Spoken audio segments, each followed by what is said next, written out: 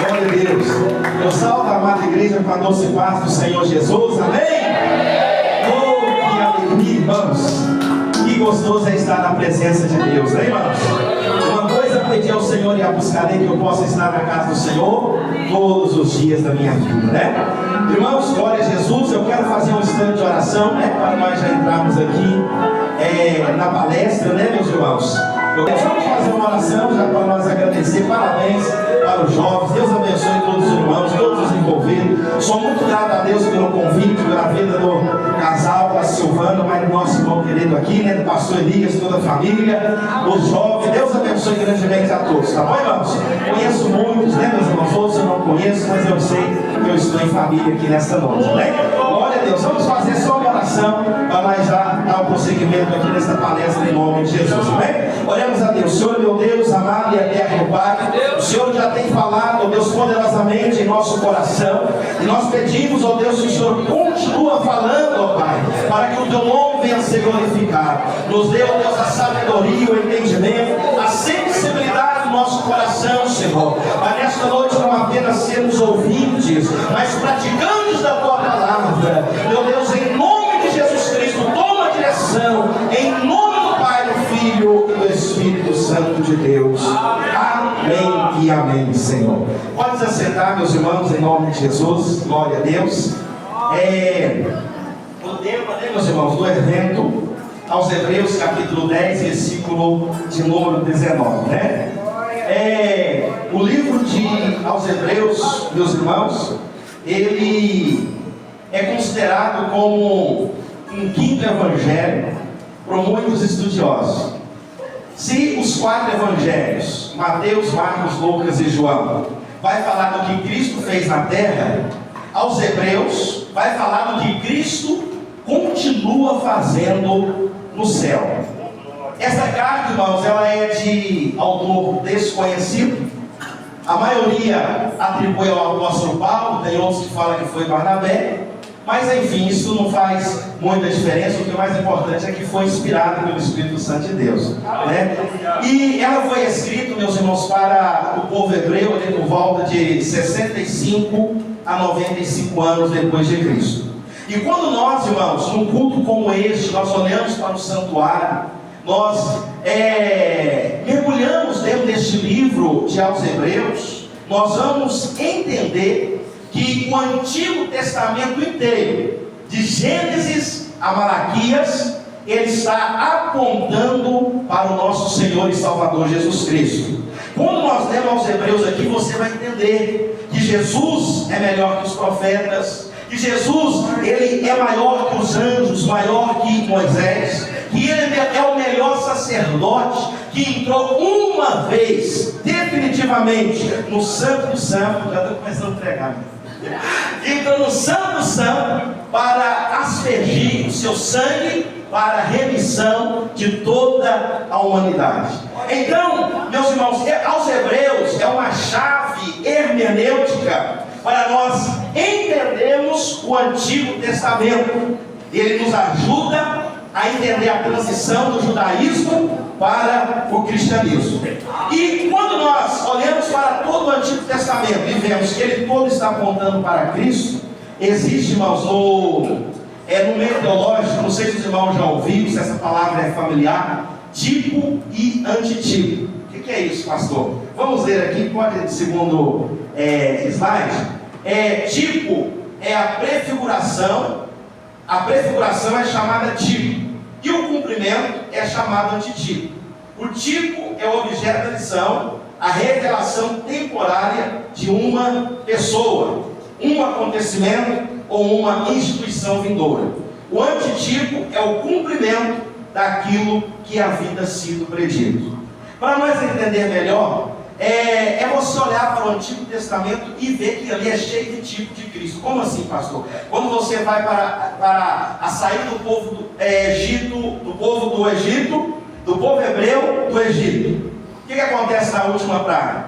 Nós vemos que temos a instituição da Páscoa, a aspersão do sangue nos umbrais das portas. Então ali, meus irmãos, já é apontando para Cristo. Quando você vai para a história de Abraão, quando ele vai levando o seu filho para o holocausto, ali já estava apontando para Cristo. Então nós temos vários tipos, tipo no Antigo Testamento que apontava para o nosso Senhor e Salvador Jesus Cristo. Nós temos muitos e muitos exemplos, né? Mas nós não vamos entrar nesse mérito da questão, porque hoje eu quero olhar com vocês aqui de uma forma bem objetiva, e eu creio que vai trazer muita edificação para nós, para um antitipo, meus irmãos, para um tipo do Antigo Testamento, que é o tabernáculo, que é a chave, meus irmãos, para, alguém já disse, que o crente que não estuda o tabernáculo, ele não entende o sacrifício do nosso Senhor e Salvador Jesus Cristo. Então nós temos aqui o tabernáculo. Eu pesquisei, eu acho que eu encontrei uma imagem aqui, meus irmãos, que estava mais próximo da realidade. A nossa tradução para o português, irmãos, hoje, eu não acho muito adequada para tabernáculo não, mas no original ela diz que é literalmente, irmãos, lá no hebraico, a morada de Deus, a presença de Deus. Então, quando o povo hebreu saiu do Egito, Deus ali nos pés do Monte Sinai falou para Moisés, deu as ordenanças a Moisés. Vocês podem observar que o tabernáculo está no meio da congregação, aqui em volta estão todas as tribos, e para nós entendermos, irmãos, ali aonde está aquelas cortinas aqui em volta, somente os levitas, somente os sumos sacerdotes poderiam transitar ali naquele ambiente para dentro daquelas cortinas ali. Então Deus orientou a Moisés a construir o tabernáculo, que era uma espécie de templo portátil, né? O povo ia para um lugar, Deus ordenava os levitas para desmontar, com muito cuidado, e ir levando para um outro lugar. Chegava no outro lugar, vinham os levitas novamente, montavam esse tabernáculo, e assim era uma espécie de templo móvel. E o tabernáculo, irmãos, ele possui 3 partes principais, né? Pode passar, isso. Ele possui 3 partes principais. Eu não sei se o pessoal que está atrás vai conseguir acompanhar aqui, mas nós temos aqui a primeira parte principal, que aqui o lugar, o pátio, né? Que tem o holocausto ali, o altar do sacrifício, a pia da purificação, é a primeira parte. Aí nós temos a segunda parte, que é o santo lugar, que ali naquele santo lugar, eu vou aqui com licença aqui, tá? Eu vou aqui para mostrar aqui, nesse lugar aqui, ó, o santo lugar, existia o candelabro, a mesa dos pães da propiação, e nós tínhamos ali no Santo do Santo também o altar de incenso, e no santo lugar. E o Santo do Santo, eu creio que todo mundo conhece, existia a Arca da Aliança, onde nós vamos aqui ver essas 3 partes aqui de forma bem resumida e objetiva, né? Então 3 partes existiam aqui no Santo do Santo, no tabernáculo: o pátio, o santo lugar e o Santo do Santo. Então, na primeira parte, que é aqui no pátio, lembrando, irmãos, que para dentro desse quadrado aqui, somente os levitas tinham autoridade para transitar ali, somente era ordenado por Deus, irmão, sabe? Quando Deus fez a divisão das tribos ali, todo mundo recebeu a porção, todo mundo recebeu a sua terra, mas a tribo de Levi não recebeu, porque a herança deles era cuidar do tabernáculo, né? Então, irmãos, vamos lá para nós adiantarmos aqui.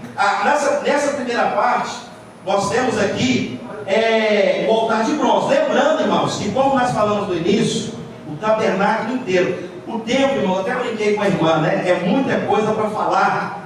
Não conseguimos aqui explorar ele todo, mas eu quero explorar aqui apenas as partes mais principais, tá bom? Depois você vai, isso aqui é para aguçar mais a sua sede, para você ir mais a fundo e ver quão maravilhoso é esse Deus Todo-Poderoso que nós servimos, tá bom? Então, aqui nessa parte do pátio, existia este altar de bronze. O que acontecia neste altar de bronze? O sumo sacerdote, irmãos, recebia do povo o sacrifício, e ele levava até ali em cima, meus irmãos. Ali existia uma grade, e ali ele cortava o cordeiro no meio, e jogava ali dentro todas as entranhas, e ali, meus irmãos, era queimado depois de aspergir o sangue neste altar. Lembrando, irmãos, que essa história é conhecida, né? Vocês já vão lembrar de quem que aspergiu sangue no altar de madeira, né? Então o sumo sacerdote pegava ali todos os animais que eram oferecidos pelo povo, e eles levavam, meus irmãos, até a este altar de bronze. E nós temos aqui alguns versículos do Novo Testamento que nos dá um entendimento melhor de como que Deus, já ordenando isso lá no passado, já estava apontando para o sacrifício do nosso Senhor Jesus. João capítulo 1, 29. No dia seguinte viu João Jesus, que vinha para ele, e diz: eis o Cordeiro de Deus que tira o pecado do mundo. Nós vemos Jesus, porém, tendo oferecido para sempre um único sacrifício pelos pecados, assentou-se à destra de Deus, Hebreus 10, 12. Porquanto é o sangue que fará a remissão pela alma, Levítico 17, 11. Sem derramamento de sangue não há remissão. Aos Hebreus, capítulo 9 e versículo 22. Então, nesta parte do pátio, nós tínhamos este altar. O sacerdote vinha frequentemente, né, e trazia ali os animais, aspergia o sangue e depois queimava o animal aqui neste altar que tinha ali no pátio do tabernáculo. Pode ir para o próximo slide, lembrando que estamos na primeira parte do tabernáculo, de 3 partes principais. Depois, irmãos, mais à frente deste altar tinha a pia. A pia servia de quê? Pia de purificação. O sumo sacerdote, que nessa imagem não tem, mas os estudiosos creem, tem até na Bíblia, meus irmãos, eu esqueci de colocar ali o versículo que fala que eles usavam também uma espécie de vasilha para lavar os pés e as mãos. Então, antes deles irem lá para esse sacrifício, apontar para fazer ali, antes deles irem para o altar do sacrifício, para fazer ali a expressão do sangue do animal e queimar o animal, eles iam primeiro nessa pia, a pia de purificação. E quem lê a Bíblia sabe o que diz lá em João capítulo 4, versículo 14. O que a palavra de Deus está dizendo? Aquele, porém, que beber da água que eu lhe der, nunca mais terá sede. Pelo contrário, a água que eu lhe der será nele uma fonte a jorrar para a vida eterna. Louvado seja o nome do nosso Senhor Jesus. João capítulo 4, versículo 14. Isso aqui, irmãos, 3.000 anos antes do nosso Senhor e Salvador Jesus. Em tudo aqui, tá, irmãos? Nós não vamos ir um estudo profundo, porque até da madeira que era usada para fazer esse tabernáculo tinha um significado que apontava para Cristo. Mas vamos para a segunda parte do tabernáculo aqui, mais adentro, o santo lugar. Nesse santo lugar, meus irmãos, a segunda parte, nós tínhamos 3 elementos, né, que eu já falei aqui. Este chamado menorá, ou como muitos conhecem a maioria, o candelabro, né? O que acontece? Aqui neste candelabro, meus irmãos, a Bíblia fala que ele era feito de ouro. A referência está em Êxodo capítulo 25, versículo 31. Ele era feito de ouro puro, com as lamparinas de azeite, que era a única fonte de iluminação dentro do santuário. Vocês estão começando a ligar aí o que Jesus falou em João capítulo 9? A única fonte de iluminação que tinha dentro do santuário era este candelabro. E a Bíblia fala que ficava a cargo do sumo sacerdote tomar conta para que esta chama, este azeite alimentasse este candelabro sempre, diariamente. Aí nós temos os versículos no Novo Testamento, João capítulo 8, versículo 12. De novo lhes falava Jesus dizendo: eu sou a luz do mundo. Quem me segue não andará nas trevas, pelo contrário, terá a luz da vida. Lá no Apocalipse, capítulo 1, versículo 13, isso aí já é o Cristo glorificado. E no meio dos candeeiros, olha bem, irmãos, algo que está lá no Êxodo, agora lá no Apocalipse, uma visão que João está tendo do céu, uma coisa que tinha lá no tabernáculo, tem lá na mansão celestial. E a Bíblia fala que no meio dos candeeiros, um semelhante ao Filho do Homem, com vestes taladas e cingido à altura do peito com uma cinta de ouro. Louvado seja o nome do Senhor. O Senhor Jesus é a única luz que ilumina este mundo, que ilumina a nossa vida, que ilumina o nosso coração. Louvado seja o nome do Senhor. segunda parte ainda, meus irmãos, nós tínhamos ali a mesa do pão da preposição. Ficava ali 12 pães, simbolizando as 12 tribos de Israel. E também, meus irmãos, estes pães eram comidos pelo sumo sacerdote uma vez por semana, e depois estes pães eram repostos. E João, capítulo 6, versículo 35, a Bíblia fala que o nosso Senhor Jesus vai dizer: eu sou o pão da vida, quem vem a mim jamais terá fome, o que crê em mim jamais este terá sede. Então, meus irmãos, estão observando que tudo que nós vamos vendo é Deus já preparando a vinda para o seu Filho, é Deus preparando o caminho para a vinda do nosso Senhor e Salvador Jesus Cristo. Nós vamos mais adiante, ainda nessa segunda parte, o santo lugar do tabernáculo.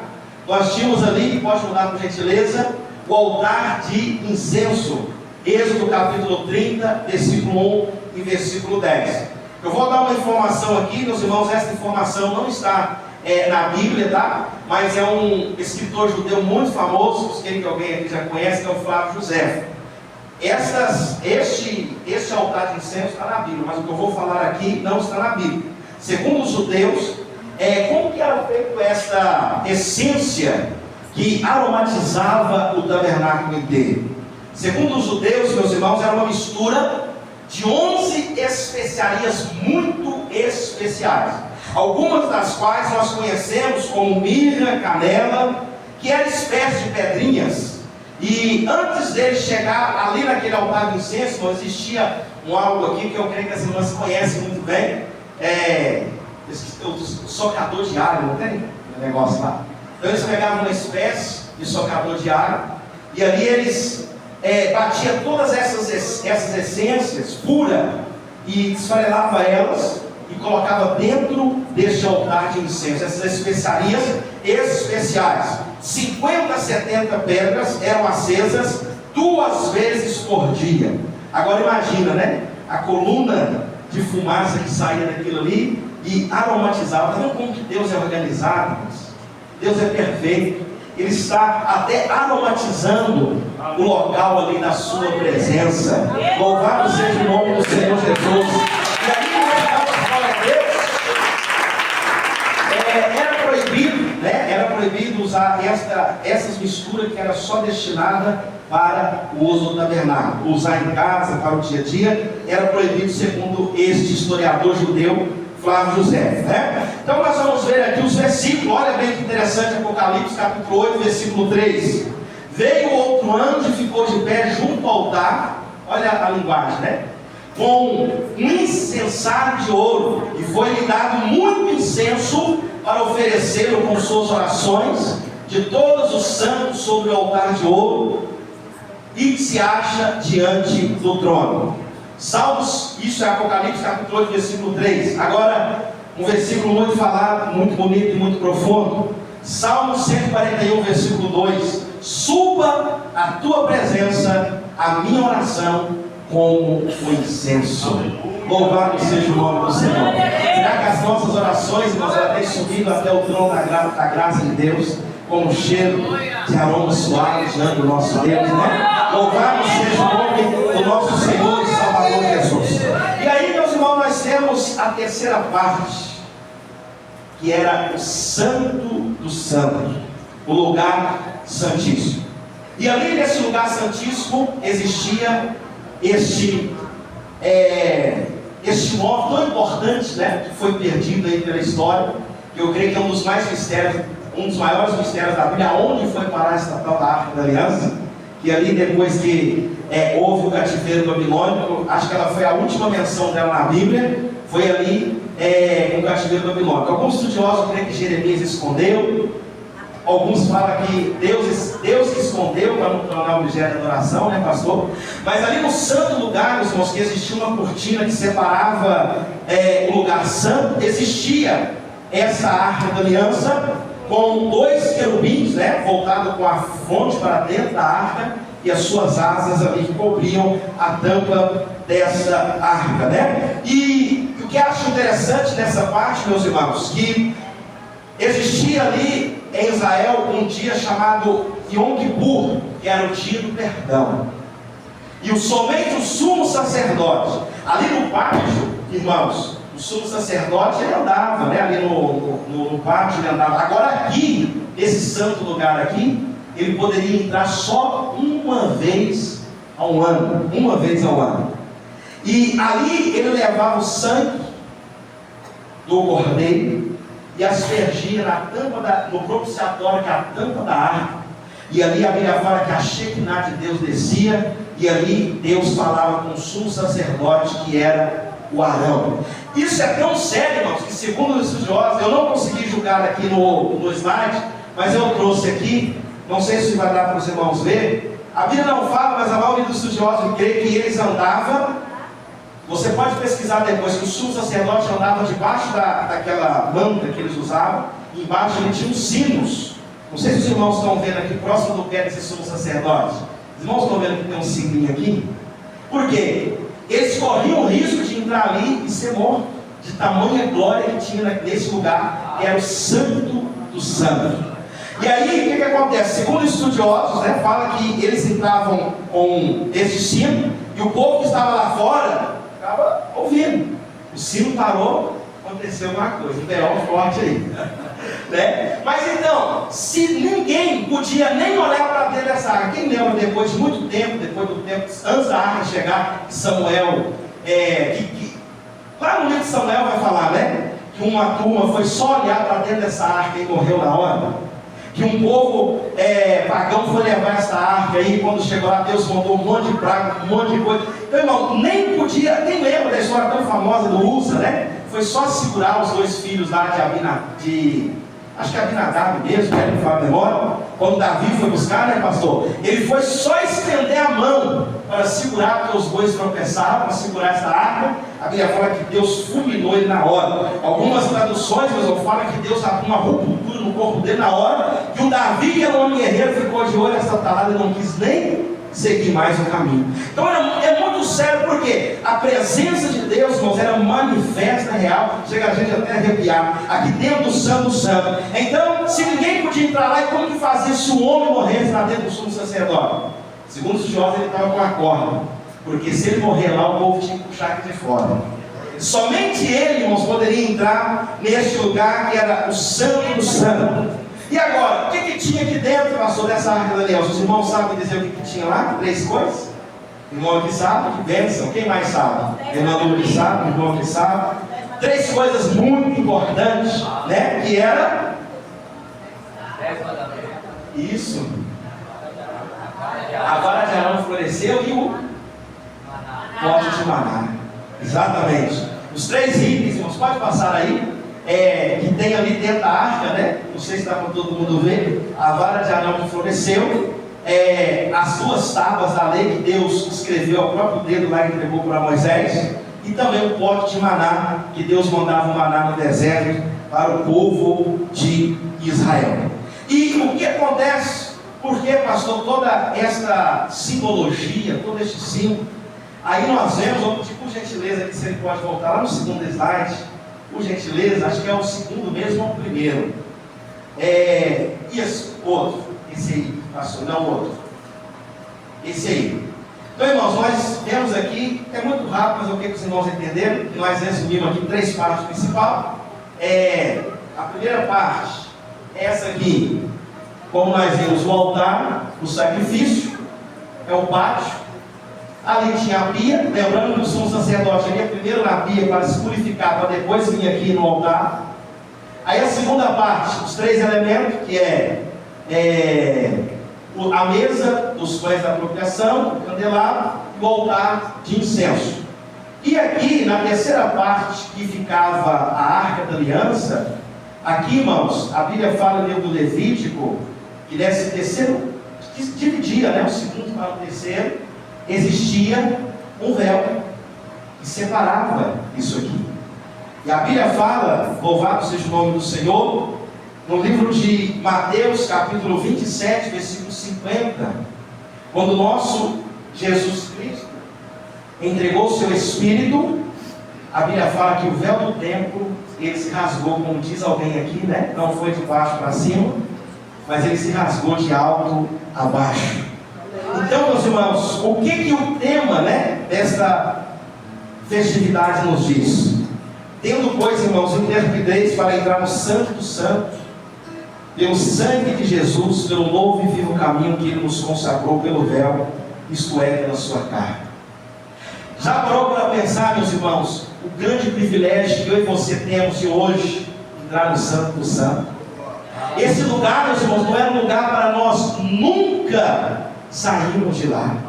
Esse lugar, meus irmãos, Cristo está dizendo, tem de ousadia para entrar no Santo do Santo. Será, meus irmãos, que o que move o nosso coração hoje, a alegria nossa, é estar neste lugar, aonde o sumo sacerdote poderia entrar só uma vez ao ano, e ainda tinha o risco de morrer, mas passou como eu sou, como diz o outro, não sou tão importante, mas você tem o sangue de Cristo que te purifica de todo o pecado. Louvado seja o nome do Senhor. Glória seja dada neste Deus Todo-Poderoso, irmão. Jesus estava mostrando para aquele povo, os sangues de animais vão ser precisos ser derramados, mas eles não serão suficientes. Um dia vai vir um perfeito, um santo. Eu vou dar o meu sangue por aspersão e resgate de noite. Louvado seja Deus, irmãos. Hoje você pode dobrar o seu joelho, hoje você pode dobrar, meus irmãos, a sua face e ter direto ao lugar, acesso ao Santo Santo, a esta morada maravilhosa, de onde nós nunca deveríamos sair. Glória a Deus! Se de volta, porque muitas pessoas querem sair. Para nós encerrarmos aqui, meus irmãos, 15 para as 9, 15 para as 8, o irmão falou ali, ou 20, né? Então, irmãos, é o seguinte: como que nós vamos negligenciar tamanho amor, tamanha graça? O amor de Cristo nos constrange, irmãos. Hoje a nossa preocupação, sabe o que acontece? Está com muitas coisas devendo, né, pastor? E esquecemos de lembrar do quão rico, do quão maravilhado nós somos pelo sacrifício de Jesus Cristo. Sabe por quê, meus irmãos? Nós, por mais santos, por mais que nós conseguimos andar, a Bíblia fala que todos pecaram, destituídos estão da glória de Deus. Se eu e você um dia vamos entrar lá e vamos morar lá, não é porque somos melhores, né? Não é porque nós fizemos por merecer a salvação, não é pelas obras, mas é unicamente, especificamente pela graça. Sabe, meus irmãos, não se escandalize não, mas se Deus nos mandasse para o inferno, lá no inferno nós teríamos que dizer: eu mereci estar aqui. Por quê? Nós somos mal. O homem que nasceu do homem para o mal, mas o amor dele é tão grande que ele viu além. De repente ele soprou, e eu creio que tem algumas pessoas que num dia de sábado como hoje você está fazendo tanta coisa, mas o amor de Deus foi além. E esse sangue não é de animal, não é de bode, não é de carneiro. Esse sangue é de Jesus que te purificou.